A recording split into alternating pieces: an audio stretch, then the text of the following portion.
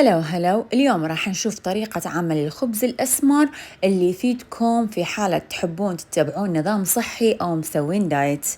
إذا كنتوا أول مرة تشوفون قناتي أنا فاطمة جوجو، لا تنسون تسوون سبسكرايب ولايك وشير وفعلوا الجرس حتى يوصلكم إشعار كل فيديو جديد. يلا نبدأ.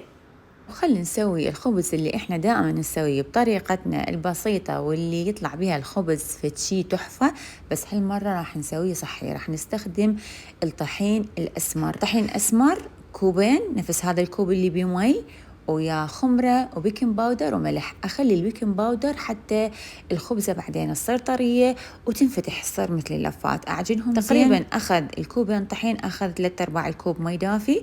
عجنت العجينة وراح أخليها بمكان دافي لمدة نص ساعة، وبعدين نبدي نشنقها ونفردها حتى تحصلون على هذا العيش اللي ينفخ وينفتح ويصير لفات.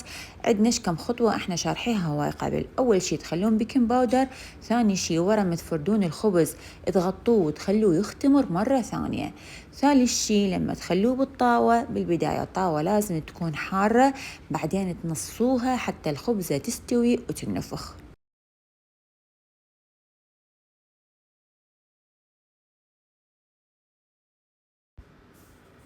غطينا الخبز فترة 30 دقيقة تقريبا يختمر مرة ثانية. الطاوة على النار وبدون زيت نبدي نخلي الخبز مثل ما قلنا، الطاوة بالبداية حارة، بعدين لما نخلي الخبز ننصيها حتى الخبزة تستوي وتبدي تنفخ، هيك يصير شكلها.